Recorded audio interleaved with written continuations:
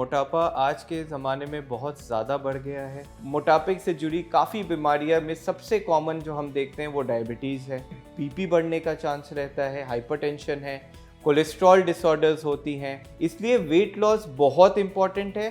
तो आपको देखना है कि क्या डाइट आप फॉलो कर सकती हैं। हेल्दी डाइट में जैसे कि हम देखते हैं कि हमें जंक फूड अवॉइड करना है, प्रोसेस्ड फूड अवॉइड करना है, बहुत ज़्यादा तेल, चिकनाई, मसाला ये सब कम कर देना है। ये सारी चीज़ें अगर आप फॉलो करें तो आप एक हेल्दी डाइट घर पे भी मेंटेन कर सकते हैं।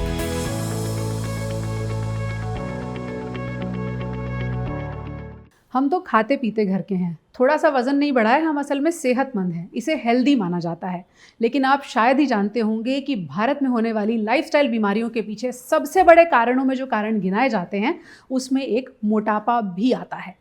तो मोटापा कहते किसे हैं, मोटापा कितनी सारी बीमारियों के लिए रास्ता खोलता है, ये सब बताने के लिए आज हमारे साथ डॉक्टर अनुपम बिस्वास हैं, जो कि कंसल्टेंट एंडोक्रिनोलॉजिस्ट हैं, फोर्टिस हॉस्पिटल नोएडा से जुड़े हुए हैं। डॉक्टर साहब बहुत बहुत स्वागत है आपके पास। जब ओपीडी में मरीज आता होगा सबसे पहले आप उसके वजन पे नज़र डालते होंगे? डेफिनेटली मोटापा आज के ज़माने में बहुत ज़्यादा बढ़ गया है। पहले के ज़माने में कम देखा जाता था, बट आज के ज़माने में हम देख रहे हैं प्रोसेस्ड फूड और ट्रांस फैट की वजह से। और बहुत बड़ा एक कारण है कि सेडेंट्री लाइफस्टाइल, लोग अब व्यायाम और कसरत कम करते हैं, लाइफस्टाइल सेडेंट्री हो गई और इस कारण के वजह से मोटापा काफ़ी बढ़ रहा है। इनफैक्ट आजकल हम बच्चों में भी मोटापा बहुत कॉमनली देख रहे हैं और ये मोटापा सारी हमारी मेटाबॉलिक डिजीजेस की रूट कॉज या जड़ मानी जाती है। तो मोटापे का डेफिनेशन क्या है ये बहुत इंपॉर्टेंट है, जान लीजिए। मोटापे को जो हम डिफाइन करते हैं वो करते हैं बीएमआई के हिसाब से, बॉडी मास इंडेक्स। तो ऐसे तो बोलते हैं कि अगर किसी का बॉडी मास इंडेक्स 30 केजी पर मीटर स्क्वायर से ज़्यादा है तो वो ओबेसिटी है या मोटापा है। बट हमारे इंडियन पॉपुलेशन में ये देखा गया है कि जितनी भी मेटाबॉलिक डिसऑर्डर्स होती हैं वो बहुत ही कम बीएमआई पे ही पाई जाती हैं। इसलिए हमारे पॉपुलेशन के लिए 25 या 25 BMI would be a better cut off, ताकि हम पहले ही सतर्क हो जाए कि अब हमें वज़न कम करने की ज़रूरत है और हमें एक हेल्दी लाइफस्टाइल अपनाने की ज़रूरत है। और अगर आप बीएमआई का फॉर्मूला जानना चाहते हैं, थोड़ा सा गूगल कीजिए बीएमआई अपना कैसे नाप सकते हैं, यानी कि आपका वज़न ऑप्टिमम है, कम है, ज़्यादा है, आप जिसे सेहतमंद या खाते पीते घर का समझ रहे हैं वो क्लिनिकली मोटापा है या नहीं, ये आपको बीएमआई के लेवल्स भी आसानी से बता पाएंगे। डॉक्टर साहब, मोटापे को देख के लोगों को लगता है ये कोई बीमारी नहीं है, आपको लगता है मोटापा भी बीमारी है? एकदम, क्योंकि मोटापा आगे चलकर बहुत सारी ऐसी बीमारियों को दे सकता है, आगे चलकर कॉम्प्लिकेट कर सकता है, जो कि बहुत ही प्रॉब्लम कर सकती हैं। जैसे कि मोटापे से जुड़ी काफ़ी बीमारियां में सबसे कॉमन जो हम देखते हैं वो डायबिटीज़ है। डायबिटीज़ छोड़ के भी और काफ़ी कॉमन बीमारी हैं, बीपी बढ़ने का चांस रहता है, हाइपरटेंशन है, कोलेस्ट्रॉल डिसऑर्डर्स होती हैं। एक डिसऑर्डर है जिसको हम ऑब्स्ट्रक्टिव स्लीप एपनिया बोलते हैं, वो भी मोटापे की वजह से होती हैं। यंग फीमेल्स में हम देखते हैं पीसीओएस, जिसको हम पॉलीसिस्टिक ओवेरियन सिंड्रोम बोलते हैं, मोटापा उसका भी कारण बन सकती है। और आज के ज़माने में बहुत कॉमनली हम देख रहे हैं फैटी लिवर, वो भी बहुत बड़ा कारण मोटापा है। तो ये सारी बीमारियां मोटापे की वजह से हो सकती हैं। आगे चलकर ऑस्टियोआर्थराइटिस और ये सब प्रॉब्लम भी होने के चांसेस ज़्यादा रहते हैं। ऐसा मोटापा क्या करता है, या ज़्यादा वज़न शरीर को किस तरह से नुकसान पहुंचा सकता है? तो ज़्यादा वजन जब होता है तो उसकी वजह से बॉडी में इंसुलिन ज़्यादा बनती है, इंसुलिन रेजिस्टेंस होता है। कुछ ऐसे साइटोकाइंस होते हैं जिसे हम बोलते हैं प्रो इन्फ्लेमेटरी साइटोकाइंस, वो ज़्यादा बनते हैं। तो बॉडी हमेशा एक स्टेट ऑफ इन्फ्लेमेशन में रहती है और जिसके कारण ये सारी बीमारियां होने के चांसेस ज़्यादा रहते हैं। तो हमने देखा है अपने मैनेजमेंट में भी, हमारे पेशेंट्स में, जैसे ही हम मोटापा कम करते हैं पेशेंट का, बहुत पेशेंट्स की डायबिटीज़ बहुत अच्छी कंट्रोल हो जाती है। इनफैक्ट किसी किसी की डायबिटीज़ रेमिशन में भी चली जाती है वेट लॉस के साथ। इसलिए वेट लॉस बहुत इंपॉर्टेंट है और अपना एक हेल्दी वेट मेंटेन करना बहुत ज़रूरी है, ताकि आपको मोटापे की वजह से जो मेटाबॉलिक डिसऑर्डर्स होते हैं वो होने के चांसेस आपको कम रहें। बिल्कुल, ये तो हमने ज़रूर बताया लोगों को कि वज़न घटाएँ, लेकिन हर कोई घटाना चाहता है, सोचता है कि हाँ, बस मेरा वज़न किसी तरह कम हो जाए। 50,000 formulas, diet plans, treadmill, gymming, 100 तरीके लोग इस्तेमाल करते हैं। कितनी बड़ी चुनौती है लोगों के लिए वज़न को कम करना? तो ये बहुत बड़ी चुनौती है, स्पेशली कुछ लोगों के लिए हमने देखा है कि जो बहुत कोशिश करके अच्छी लाइफस्टाइल फॉलो करके भी वज़न नहीं घटा पाते हैं। हालाँकि सबसे पहला जो हमारा फ़ोकस रहता है वो डाइट पे रहता है, लाइफस्टाइल मॉडिफ़िकेशन पे रहता है और एक्सरसाइज़ पे रहता है। सो हेल्दी डाइट, जो आप जितना कैलोरीज़ ले रहे हैं, आपको आपके वेट के हिसाब से एक फ़िक्स कैलोरीज़ दी जाएँगी, आप वो फ़ॉलो कीजिए। साथ ही साथ ट्रांस फैट, जंक फूड ये सब अवॉइड करने हैं, प्रोसेस्ड फूड अवॉइड करने हैं। एक्सरसाइज बहुत ज़रूरी है। जितनी भी गाइडलाइंस हैं वो रिकमेंड करती हैं कि मिनिमम 30 मिनट्स पर डे, आधा घंटा प्रतिदिन एक्सरसाइज करना, एरोबिक एक्टिविटी करना बहुत ही महत्वपूर्ण है। ये छोड़ के अगर आप इसको बढ़ा सकते हैं तो 1 घंटे तक कर सकते हैं तो और अच्छी बात है, बट एक्सरसाइज का बहुत बड़ा रोल देखा गया है।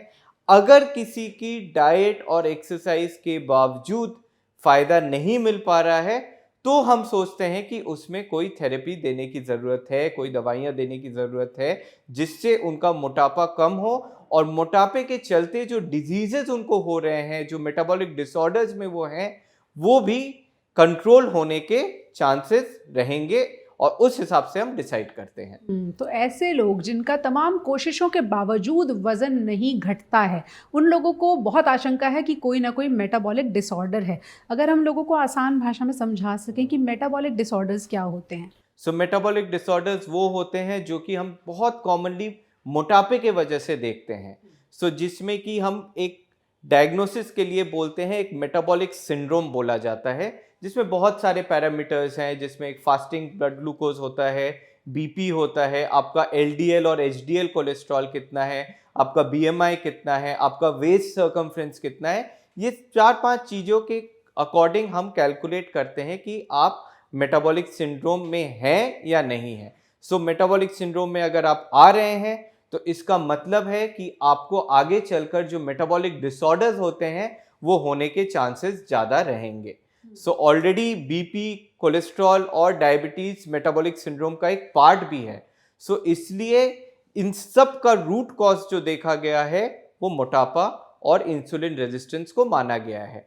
मोटापा कम होने से इंसुलिन रेजिस्टेंस भी कम होती है और ये सारे डिसऑर्डर्स चेक में आ सकते हैं। भारत में एक्सपर्ट्स ये सलाह देते हैं कि 70% रोल आपकी डाइट का होता है और 30% रोल एक्सरसाइज का होता है। डाइट लोगों को ऐसे तो पता है, रोज़ सुनते हैं बैलेंस खाइए खाइए वो खाइए, कितना अहम रोल निभाती है कि आपके मोटापे को बढ़ा देगी अगर आप गलत डाइट ले रहे हैं? एकदम, क्योंकि अगर आप गलत डाइट ले रहे हैं तो इसका मतलब कि जो आपकी एक्सेस कैलोरीज आ रही हैं वो आपके बॉडी में किसी तरह से फैट के रूप में स्टोर होती रहेंगी और वो स्टोर होते होते जब आप की वजन को बढ़ाती रहेगी और उस कारण मोटापा आपका बढ़ता रहेगा। और जैसे जैसे आपका मोटापा बढ़ेगा आपको मोटापे रिलेटेड जितने भी डिजीजेस हैं वो होने के चांसेस बढ़ जाएंगे। इसलिए सबसे इम्पॉर्टेंट रोल इसमें डाइट का माना गया है। तो डाइट, एक हेल्दी डाइट लेना बहुत इंपॉर्टेंट है। आजकल जैसे हम देख रहे हैं कि बहुत सारे डाइट है मार्केट में, कोई कीटो डाइट की बात करता है, कोई इंटरमिटेंट फास्टिंग की बात करता है। जितनी भी गाइडलाइंस ने ये सारे डाइट्स को स्टडी किया है, उन्होंने देखा है कि कोई भी एक डाइट दूसरे से बहुत ज़्यादा सुपीरियर नहीं है। तो आपको एक हेल्दी डाइट जो आपके लिए सबसे सही हो, उसको सूट करती हो आपको, उस हिसाब से आपको एक हेल्दी डाइट फॉलो करनी है, जिसमें आपकी कैलोरी काउंट ठीक रहनी चाहिए और साथ ही साथ एक्सरसाइज करना बहुत ही ज़रूरी है। आपने जैसे बड़ी अच्छी बात कही कि डाइट प्लान्स इतने सारे हैं, GM diet, keto diet, intermittent fasting. आपके पास अगर कोई पेशेंट आए, आप उसे क्या सलाह देंगे? कितने हज़ार रुपए का डाइट प्लान वो ले ले और उसका वज़न घट जाए? नहीं, देखिए ऐसा कोई, मैंने जैसे कि आपको पहले भी बताया कि ऐसा कोई फिक्स डाइट नहीं है कि यही डाइट सबसे अच्छी है। तो बहुत सारी अलग डाइट्स हैं, जैसे कि आपने भी बताया अभी कीटो डाइट है, एक मेडिटेरेनियन टाइप ऑफ डाइट होती है जो कि बहुत कॉमनली फॉलो की जाती है। जिसमें बीपी वीपी भी कम होने के चांसेस कम रहते हैं, स्पेशली ब्लड प्रेशर वाले लोगों को हम रेकमेंड करते हैं। इंटरमिटेंट फास्टिंग है, तो आपको देखना है कि क्या डाइट आप फॉलो कर सकती हैं, क्योंकि आपने कुछ दिन एक डाइट फॉलो किया, फिर अगर आप वो डाइट लॉन्ग टर्म में कंटिन्यू ना कर पाए तो आपका जो वजन कम हुआ है वो वापस आ जाएगा। तो इसलिए आपको एक ऐसी डाइट चुननी है अपने लिए जो आप लॉन्ग टर्म में फॉलो कर सकते हैं। सो उस हिसाब से आप इनमें से कोई भी एक डाइट चुनकर जिसमें आपकी कैलोरी काउंट ठीक रहे उसको फॉलो कर सकते हैं। अगर हम भारत में ओवरऑल मोटापे के ट्रेंड की बात करें तो कितने लोग ऐसे होंगे, कितने % लोग, मोटा मोटा अगर हम आंकड़ा बता पाएँ कि इनको वाकई कोई डाइट प्लान लेने की ज़रूरत है, और कुछ लोग अपने घर के किचन में ही अगर अपनी डाइट ढूंढ लें तो वज़न घटा सकते हैं? एकदम। तो जैसा कि मैंने बताया, भारत में अगर हम देखें तो ओवरवेट या ओबेसिटी का डेफिनेशन हम थोड़ा कम ही मानते हैं, जो कि हम बीएमआई कट ऑफ 25 मानते हैं। तो अगर किसी का भी बीएमआई 25 से ज़्यादा आ रहा है तो डेफिनेटली आपको डाइट फॉलो करने की ज़रूरत है। आप एक हेल्दी डाइट एंड लाइफस्टाइल अपनाना शुरू कर दें ताकि आगे चलकर आपको ये प्रॉब्लम्स ना हो, ये बीमारियां होने के चांसेस कम रहें। तो इसके लिए डाइट प्लान लेना ज़रूरी है? हाँ, एक डाइट प्लान आप ले सकते हैं। आप आसपास आप किसी भी डॉक्टर से जाकर सलाह मशवरा कर सकते हैं, किसी भी डाइटिशियन से मिल सकते हैं और वो आपके हिसाब से एक अच्छा डाइट प्लान बनाकर आपको देंगे, जिससे कि आपका वजन भी चेक में रहेगा और आगे चलकर आपको ओबेसिटी रिलेटेड प्रॉब्लम्स होने के चांसेस कम रहेंगे। जो लोग डाइट प्लान तक नहीं जा पाते, अफोर्ड नहीं कर पाते, या उन्हें लगता है कि ये तो एक फैशन स्टेटमेंट है, उनको अगर हम कुछ ऐसे सलाह दे पाएँ कि हेल्दी डाइट किसको कहते हैं? हेल्दी डाइट में जैसे कि हम देखते हैं कि हमें जंक फूड अवॉइड करना है, प्रोसेस्ड फूड अवॉइड करना है, बहुत ज़्यादा तेल, चिकनाई, मसाला ये सब कम कर देना है, ट्रांस फैट अवॉइड करने हैं, जो हमारे ये पैकेज फूड आते हैं, चिप्स हो गए, ये सारी चीज़ें भी थोड़ी अवॉइड करनी होती है। अगर कैलोरीज बहुत ज़्यादा है तो फिर हमें कैलोरीज भी कम करनी पड़ती हैं, तो फिर उस हिसाब से हमें एक डाइट प्लान बनाने की ज़रूरत है। मोटा मोटा अगर हम देखें तो इम्पॉर्टेंट चीज़ें क्या हैं, शुगर स्वीटेंड बेवरेजेस जो होती हैं ये सब हमें कम कर देने हैं। हेल्दी डाइट जैसे हरी सब्जियां, फ्रूट्स पे ज़्यादा जोर देना है, ग्रीन वेजिटेबल्स और फ्रूट्स हो गए, प्रोटीन्स ज़्यादा लेने हैं, कार्बोहाइड्रेट और फैट को थोड़ा कम कर देना है और फाइबर अपना खाने में ज़्यादा रखना है। ये सारी चीज़ें अगर आप फॉलो करें तो आप एक हेल्दी डाइट घर पे भी मेंटेन कर सकते हैं। डॉक्टर साहब, वज़न का थायराइड की बीमारी के साथ किस तरह का रिश्ता है? हाँ, सो थायराइड एक ऑटो इम्यून डिजीज़ की वजह से बहुत कॉमनली पाई जाती है, बट कुछ पेशेंट्स में हमने देखा है अगर वज़न ज़्यादा होता है तो उसमें भी थोड़ा बहुत टीएसएच बढ़ने का चांस रहता है। इनफैक्ट इसे हम सब क्लिनिकल हाइपोथायरॉयडिज्म बोलते हैं, जो कि ओबेसिटी में बहुत कॉमनली देखा जाता है। हालांकि कुछ पेशेंट्स होते हैं थायराइड की जिसमें दवाई की भी ज़रूरत नहीं पड़ती अगर उनका टीएसएच बस थोड़ा सा बढ़ा हुआ है। उसमें हम वेट लॉस पे ज़्यादा जोर देते हैं, क्योंकि अगर आप वेट लॉस करें तो आपकी टीएसएच नॉर्मल रेंज में आ सकती है। पर ये बहुत ज़रूरी है जानना कि कुछ पेशेंट्स की थायराइड ग्लैंड कम काम कर रही होती है। इन दैट केस आपकी थायराइड ग्लैंड से जो हॉर्मोन्स बन रहे होते हैं वो कम बन रहे होते हैं और उन पेशेंट्स में डेफिनेटली आपको थायराइड हार्मोन सप्लीमेंट्स लेने की ज़रूरत है। आप प्लीज़ दवाइयाँ मत छोड़िएगा, और ये बस उन पेशेंट्स में है जो कोई दवाई नहीं ले रहे हैं और टीएसएच बहुत ही माइल्डली रेज्ड है, उसमें हम थोड़ा डाइट और एक्सरसाइज से भी मैनेज कर सकते हैं। कुछ लोगों का थायराइड में वज़न घटता है, वो किस कैटेगरी के लोग? वो कब होता है जब हमारी थायराइड ग्लैंड ज़्यादा काम कर रही होती है। इन दैट केस आपकी थायराइड ग्लैंड ज़्यादा हार्मोन बनाने लगेगी, जिसमें आपका जो दो हार्मोन होते हैं T3 T4 वो बढ़ जाती है और जो TSH है वो घट जाती है, वो कम हो जाती है। तो अगर किसी की T3 और T4 ज़्यादा आ रही है और TSH नॉर्मल रेंज से कम आ रही है तो इससे हम मेडिकल टर्मिनोलॉजी में हाइपरथायरॉयडिज्म बोलते हैं। इसका मतलब थायराइड ग्लैंड का ज़्यादा काम करना। ठीक है, इन दैट केस आपका वजन कम हो सकता है, आपको ट्रेमर्स हो सकते हैं, हाथ पांव हिलते हैं, उसमें आपकी पैल्पिटेशंस होती है, धड़कन बढ़ जाती हैं, ठीक है, स्वेटिंग होती है, वेट लॉस हो जाता है बहुत, साथ ही साथ और भी अलग प्रॉब्लम्स होते हैं जैसे हेयर फॉल हो सकता है, ठीक है, लूज मोशंस होते हैं, कुछ पेशेंट्स को बार बार लूज स्टूल्स होने लगते हैं, और भी कुछ और प्रॉब्लम्स हो सकती हैं, स्वेटिंग भी बढ़ जाती है इन सब पेशेंट्स में। T3, T4, TSH आपने बड़े अच्छे से एक्सप्लेन किया। क्या थायराइड की दवाएं एक बार शुरू हो जाएं तो लाइफ लॉन्ग लेनी पड़ती हैं? तो अगेन इसमें हम देखते हैं कि दो तरह के हमारे पास थायराइड के पेशेंट्स आते हैं, एक तो हाइपोथायरॉयडिज्म के और एक हाइपरथायरॉयडिज्म के। तो जो हाइपोथायरॉयडिज्म वाले पेशेंट्स हैं जिसमें थायराइड ग्लैंड कम हार्मोन बना रही है, उसमें अगर आपकी डोजेस बहुत ज़्यादा चल रही है आपकी टीएसएच को नॉर्मल मेंटेन करने के लिए, तो इसका मतलब आपको लॉन्ग टर्म दवाई लेने की ज़रूरत पड़ सकती है। बट जिनकी बहुत ही कम डोज चल रही है उसमें हम एक ट्रायल लेकर भी देख सकते हैं विदाउट मेडिसिन। अगर आपकी थायराइड बहुत अच्छी कंट्रोल में है और आपकी रिक्वायर्ड डोजेज बहुत कम है, उसमें हम सोच सकते हैं कि दवाई बंद करके भी एक ऑप्शन रहता है देखने के लिए, स्पेशली अगर आपका ऑटो इम्यून थायराइड की प्रॉब्लम ना हो, आपकी एंटीबॉडीज नेगेटिव हो, तो उसमें हम एक ट्रायल ले सकते हैं। ये तो हो गया हाइपोथायरॉयडिज्म। बट अगर आपकी डोजेस ज़्यादा चल रही है तो आपको लॉन्ग टर्म दवाई लेने की ज़रूरत पड़ती है। हाइपरथायरॉयडिज्म में इनिशियली हम शुरू करते हैं मेडिसिन और उसके बाद हम पीरियोडिकली चेक करते हैं over a period of 2 years. 2 साल में हमने देखा है जब 2 इयर्स आप दवाई ले लेते हैं तो 30 to 40% लोगों का ठीक भी हो जाता है, जिसे हम बोलते हैं कि पेशेंट रेमिशन में चला गया है। बट उसमें भी दवाई छोड़ने से पहले आप बेशक एक किसी आपके एंडोक्राइनोलॉजिस्ट को कंसल्ट करें, वो एंटीबॉडीज टेस्ट कराकर रेलेवेंट टेस्ट करवाकर देखेंगे कि अगर आपकी मिनिमल डोजेज में भी आपकी थायराइड T3, T4, TSH ठीक आ रही है और आपकी हाइपरथायरॉयडिज्म रिलेटेड जो एंटीबॉडीज हैं वो नॉर्मल रेंज में आ गई है, तब हम सोच सकते हैं कि उसमें दवाई बंद करने का एक ऑप्शन रहता है। ओके। थायराइड के डॉक्टर्स अक्सर ये सलाह देते हैं कि अपनी डोज बिल्कुल भी मिस ना करें।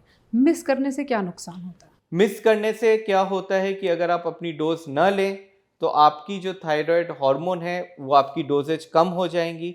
इस कारण से आपके पैरामीटर्स हमेशा ऊपर नीचे होते रहेंगे, आपकी टीएसएच कभी कंट्रोल में नहीं आएंगी। तो इस कारण अगर आप थायराइड की दवाई ले रहे हैं, आप कोशिश करें कि आप डेली उसको लें। सुबह खाली पेट लेनी होती है, टैबलेट लेने के आधे 1 घंटे बाद ही कुछ खाना होता है, जो हमारी सबसे कॉमन थायराइड की दवाई है जिसे हम बोलते हैं लिवोथायरॉक्सिन, जो कि थायराइड हार्मोन का ही एक सिंथेटिक फॉर्म है जो रिप्लेसमेंट में दिया जाता है। तो कोशिश करें कि आप फिक्स टाइम पर लें, रोज सुबह खाली पेट ले लें और ज़रूरत से ज़्यादा भी लेने की ज़रूरत नहीं है, कम भी लेने की ज़रूरत नहीं है, बट डोजेज मिस ना करें। ये आपने बहुत अच्छा पॉइंट उठाया, ज़रूरत से ज़्यादा और ज़रूरत से कम। क्योंकि हमारे पास काफ़ी पेशेंट्स आते हैं, उनकी दवाइयाँ मिस हो गई होती हैं, तो वो क्या करते हैं कि लास्ट 2-4 दिन में वो ज़्यादा डोज लेके आ जाते हैं। हाँ, तो उसमें भी फिर आप ज़्यादा डोज लेते हैं तो उसके भी अलग साइड इफ़ेक्ट्स होते हैं। तो डेली अगर आप एक डोज ले रहे हैं, उससे आपको पता भी चलेगा कि वो डोज आपके लिए सही बैठ रही है या नहीं, और उस डोज को आपको कंटिन्यू करने की ज़रूरत है या नहीं। क्योंकि अगर आप डोजेज वेरी करेंगे तो हमें सही डोजेज का भी पता नहीं चलेगा कि आपके लिए क्या सही डोजेज है। बहुत सारे लोगों के पास हम देखते हैं, एक बार गए डॉक्टर के पास, दवा लिखवाई और फिर 2 साल 3 साल वही दवा थायरॉक्सिन की जो भी चल रही है, सुबह वही डोज चल रही है। डोज एडजस्टमेंट कितना अहम है और कितना फ्रीक्वेंटली थायराइड के टेस्ट करा के अपने लेवल्स चेक करने तो चाहिए? अगर किसी को हाइपोथायरॉयडिज्म की प्रॉब्लम है और उनकी एक डोज फिक्स हो गई है और उसमें ठीक चल रही है, तो आप 6 महीने या साल में भी एक बार टेस्ट करवा सकते हैं। अगर आप टेस्ट करवाते हैं और आपकी ठीक ही चल रही है तो आप सेम डोज कंटिन्यू कर सकते हैं। बट अगर आपकी टीएसएच बहुत कम आ रही है या ज़्यादा आ रही है, तब आपको किसी डॉक्टर की सलाह मशवरा की ज़रूरत है। अगर ठीक चल रही है तो आप सेम डोज कंटिन्यू कर सकते हैं, बट 6 महीने या साल में एक टेस्ट करवा लीजिएगा। पर अगर आपको हाइपरथायरॉयडिज्म है तो जनरली रेकमेंड किया जाता है कि आप हर 6 हफ्ते में एक थायराइड प्रोफाइल टेस्ट कराकर अपने डॉक्टर से मिल लें। ओके।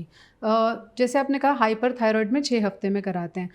हाइपोथायरॉयडिज्म ज़्यादा लोगों को हम देखते हैं। अगर उसमें कोई सिम्टम्स आएंगे जिससे आपको लगेगा कि हाँ मेरे लेवल्स ऊपर नीचे हो सकते हैं, हाँ, मुझे तो टेस्ट इसमें कराना कुछ चाहिए? सिम्टम्स हैं। अगर आपकी हाइपोथायरॉयडिज्म कंट्रोल में नहीं है तो आपका वज़न बढ़ सकता है, कॉन्स्टिपेशन होती है, थकान रहता है, फीमेल्स में पीरियड्स में प्रॉब्लम हो सकती है, हेयर फॉल होता है, ठंड ज़्यादा लगती है जिसे हम इंग्लिश में कोल्ड इंटॉलरेंस बोलते हैं, लेथर्जी रहती है, पेशेंट बहुत लेथर्जिक फील करता है। तो ये सारे कॉमन सिम्टम्स हैं जो कि हम अनकंट्रोल्ड हाइपोथायरॉयडिज्म में देखते हैं। ओके, इन सिम्टम्स को पहचान के मरीज़ को आना चाहिए। किन लोगों को थायराइड की समस्या ज़्यादा होने की चांसेस हैं? महिलाओं में ज़्यादा टेंडेंसी होती है? महिलाओं में हमने ज़्यादा देखा है, ठीक है। वैसे भी अगर आप देखें तो ऑटो इम्यून बीमारियां महिलाओं में ज़्यादा पाई जाती हैं। इस कारणवश हाइपोथायरॉयडिज्म का जो मेन और मोस्ट महत्वपूर्ण कारण होता है वो ऑटो इम्यून हाइपोथायरॉयडिज्म ही बोलते हैं, जिसके हम हैशिमोटोस थायरॉयडाइटिस भी नाम देते हैं। तो महिलाओं में ज़्यादा देखी जाती है और इस कारण से आपको अपना थायराइड पीरियोडिकली चेक करवा लेना चाहिए, या अगर आपको सिम्टम्स हो रहे हैं जैसे कि वजन बढ़ रहा है या वजन घट रहा है, आपको आपका थायराइड प्रोफाइल एक करवा लेना चाहिए।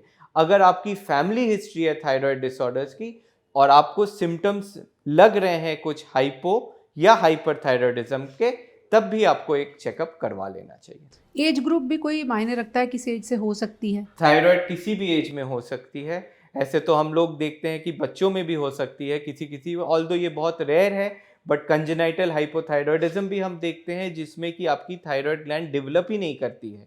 इन दैट केस बचपन से ही, जन्म से ही आपको थायराइड हार्मोन रिप्लेसमेंट लेने की ज़रूरत पड़ सकती है। हालांकि थायराइड की प्रॉब्लम किसी भी एज में हो सकती है। कौन सी कोई ऐसी एज है जो वॉचफुल एज है कि हाँ, इस दौरान ध्यान रखना इसमें चाहिए? सबसे इम्पॉर्टेंट है कि फीमेल्स के लिए जब उनको पीरियड्स में प्रॉब्लम हो रही है या फर्टिलिटी प्लान कर रहे हैं, तो उसमें थोड़ा वॉचफुल रहने की ज़रूरत है कि देखें कि आपका थायराइड प्रोफाइल नॉर्मल रेंज में है, सो दैट आपको पीरियड्स में प्रॉब्लम कम हो और कंसीव करने में भी प्रॉब्लम ना हो। आमतौर पर हम देखते हैं डॉक्टर साहब कि पीसीओएस या पीरियड्स एबनॉर्मल हैं, इन समस्याओं के लिए जब महिलाओं को होती है वो गायनाकोलॉजिस्ट के पास जाते हैं। पीसीओएस के लिए सही डॉक्टर कौन होते हैं? नहीं, पीसीओएस के लिए आप एंडोक्राइनोलॉजिस्ट और गायनोकोलॉजिस्ट दोनों को दिखा सकते हैं। एंडोक्राइनोलॉजिस्ट जो होते हैं वो आपका हार्मोनल वर्कअप कराकर आपका सही इलाज बताते हैं। गायनोकोलॉजिस्ट भी वही काम करते हैं, तो इसमें कोई टसल सच नहीं है। बट कुछ ऐसे डिसऑर्डर्स हैं जो स्पेशलिस्ट हार्मोन के डिसऑर्डर्स हैं, जो कि अगर आप एंडोक्राइनोलॉजिस्ट के पास जाएंगे तो वो ज़्यादा आपको वो रूल आउट कर देंगे। कुछ ऐसे डिसऑर्डर्स हैं जैसे कि हम देखते हैं जो कि एंडोक्राइनोलॉजिकल एक प्रॉब्लम है जिसे हम CAH बोलते हैं, नॉन क्लासिकल CAH, जो कि बहुत कॉमनली PCOS की तरह ही पेश आता है। तो इन दोनों डिसऑर्डर्स को डिफ्रेंशिएट करना बहुत इंपॉर्टेंट है। तो एक वर्कअप एंडोक्राइनोलॉजिस्ट के पास ज़रूर हो जाना चाहिए अगर आपको PCOS है, ताकि आप PCOS मिमिक्स जो होते हैं, जो और डिसऑर्डर्स होते हैं जो कि PCOS की तरह प्रेजेंट करते हैं, वो रूल आउट हो जाते हैं। अभी तक हमने पीसीओएस यानी पॉलीसिस्टिक ओवेरियन सिंड्रोम के लिए हार्मोन्स की कहानी आपको बताई है। ऐसा माना जाता है कि पीसीओएस बहुत हद तक आपकी खराब लाइफस्टाइल की वजह से भी होता है। तो PCOS भी एक मेटाबॉलिक डिसऑर्डर है, इसके भी बहुत सारे कारण देखे गए हैं। तो PCOS को भी मल्टीफैक्टोरियल डिजीज में ही माना जाता है, जिसमें कि कुछ जेनेटिक्स का भी रोल है, कुछ आपकी खराब लाइफस्टाइल का है। ओबेसिटी एक बहुत बड़ा कारण होता है, सेडेंट्री लाइफस्टाइल, और ओबेसिटी के वजह से अगर आप डाइट आपकी अच्छी ना हो, लाइफस्टाइल सेडेंट्री हो, तो इस कारण के वजह से वजन बढ़ता है, और जब वजन बढ़ेगा तो इंसुलिन रेजिस्टेंस बढ़ता है, जिसके कारण आपकी हार्मोनल डिसऑर्डर हो जाती है, जिसके वजह से आपको PCOS की प्रॉब्लम आती है। क्या हम ये कह सकते हैं कि जिस महिला को पीसीओएस है उसका वजन शर्तिया ज़्यादा होगा? ज़रूरी नहीं है। तो जनरली हम देखते हैं कि मोस्ट कॉमन जो कॉज है वो है ओबेसिटी, जो कि एक कारण माना जाता है। बट बहुत कॉमनली हम एक और PCOS देखते हैं जिसे कि हम टर्मिनोलॉजी में बोलते हैं लीन PCOS, जिसमें वजन ज़्यादा नहीं रहता बट PCOS के सारे फीचर्स रहते हैं। इन दिस पेशेंट्स ऑल्सो हमें कुछ और हार्मोनल डिसऑर्डर्स रूल आउट करनी होती है, और मेक श्योर करना हो रहता है कि इन पेशेंट्स में वजन आगे चलकर ना बढ़े, हेल्दी रेंज में वेट मेंटेन हो, और अगर हेल्दी लाइफस्टाइल से आपकी पीरियड्स में प्रॉब्लम ठीक ना हो रही हो, तब हमें दवाइयाँ देने की ज़रूरत पड़ती है। क्या सुधार लड़कियां टीनेज में ही ला सकती हैं अपने लाइफस्टाइल में जिससे पीसीओएस की प्रॉब्लम आगे चलकर ना हो? तो इसमें सबसे इम्पॉर्टेंट रोल डाइट और एक्सरसाइज का ही रहेगा, और ये जानना बहुत ज़रूरी है कि PCOS का अभी भी बहुत बड़ा कारण है ओबेसिटी। अगर आप अपना वेट चेक में रखें और आपकी बीएमआई नॉर्मल रेंज में मेंटेन हो, तब आपको आगे चलकर पीसीओएस होने के चांसेस कम रहेंगे। बिल्कुल। और डब्ल्यूएचओ की गाइडलाइंस ये कहती हैं कि महिलाओं की जो कमर का इंच है, उस कमर का जो घेरा है वो 85 सेंटीमीटर के अंदर होना चाहिए। पुरुषों का वो 95 सेंटीमीटर से कम होना चाहिए। आपके घर में इंची टेप होगा, अभी नाप लीजिए। अगर आपकी कमर का जो घेरा है वो इससे ज़्यादा है तो आप मोटापे की श्रेणी में आते हैं। ये जो हम देखते हैं सेंट्रल ओबेसिटी, जो मोटापा पेट के अराउंड होता है, वो ओवरऑल मोटापे के मुकाबले ज़्यादा खतरनाक क्यों? एकदम ज़्यादा खतरनाक माना जाता है क्योंकि इसका जो फैट होता है वो लाइपोलाइटिकली ज़्यादा एक्टिव होता है।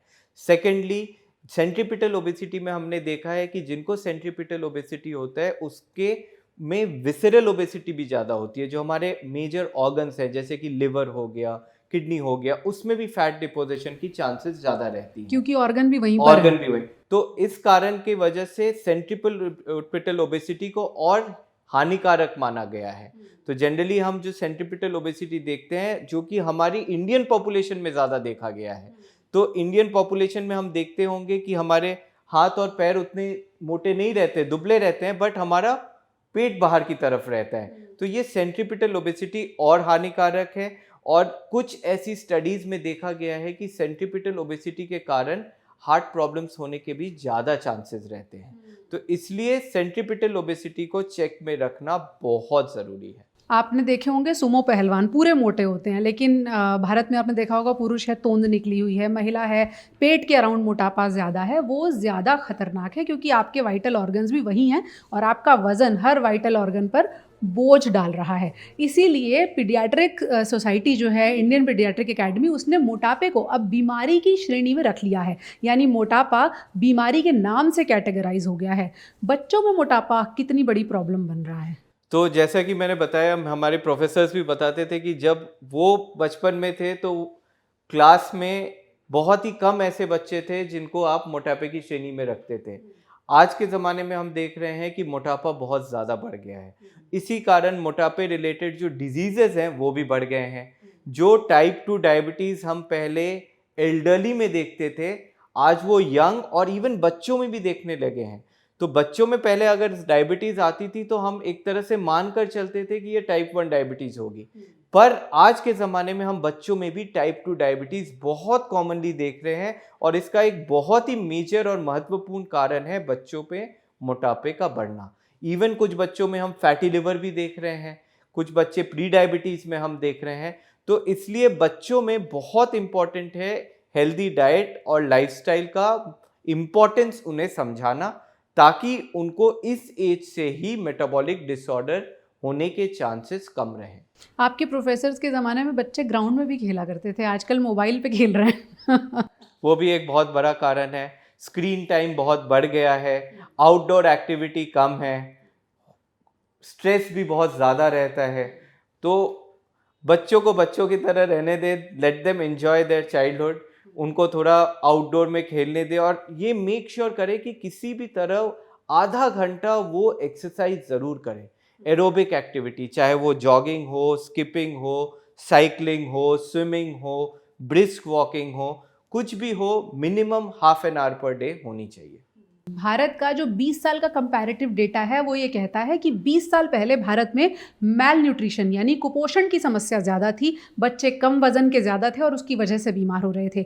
20 साल बाद तस्वीर एकदम उलट गई है। भारत में मोटापा सबसे बड़ी समस्या बनता जा रहा है और बच्चे ज़्यादा मोटे होने की वजह से आगे चलकर बीमार युवा और बीमार अधेड़ बन रहे हैं। यानी कि भारत जो सबसे युवा देश की आबादी है वो हो सकता है सबसे बीमार युवाओं की आबादी हो।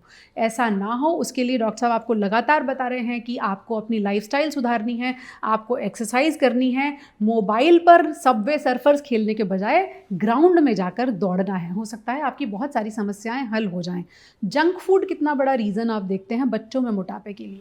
तो जंक फूड भी एक बहुत इम्पॉर्टेंट कारण है, बट ऐसा है कि बच्चों को आप कंप्लीटली मना भी नहीं कर सकते हैं। तो आप ऐसा कह सकते हैं कि आप बाकी दिन एक हेल्दी डाइट फॉलो करें, कभी वंस इन अ वीक, कभी अगर उसका कुछ मन है तो वंस इन अ वाइल कुछ आप दे सकते हैं। वो भी हेल्दी डाइट के फॉर्म में आप कुछ चेंजेस करके दे सकते हैं, ताकि उनका भी टेस्ट बर्ड और उनको ऐसा ना लगे कि उनको एकदम खाने से जो उनकी पसंदीदा खाने की चीज़ें उनसे वंचित किया जा रहा है, ऐसा भी ना लगे। तो वीकेंड पे कभी एक चीट मील कभी कभार कर सकते हैं अगर आपका डाइट और वेट और बीएमआई चेक में है तो। बिल्कुल, डॉक्टर साहब ने बताया वीकेंड पे एक चीट मील। आप वीकेंड में अगर एक बार हेल्दी खाते हैं तो फिर आपको सोचने की ज़रूरत है कि बाकी के 5-6 दिन आपने कितनी बार बाहर से ऑर्डर किया है या जंक फूड खाया है या चिप्स के पैकेट को ही अपना एक मील समझ लिया है। डॉक्टर्स भारत में मोटापे को बीमारी समझ चुके हैं। इट इज़ हाई टाइम कि आप भी मोटापे को बीमारी की कैटेगरी में रखें और खाते पीते घर के हैं इस सोच से बाहर निकलें, वज़न कंट्रोल में रखें और सेहतमंद रहें तो बहुत सारी बीमारियों से दूर रहेंगे। हमसे जुड़ने के लिए बहुत बहुत शुक्रिया डॉक्टर साहब। कुछ और सवाल होंगे हम आपसे ज़रूर आगे उसके लिए संपर्क करेंगे। Thank you so much.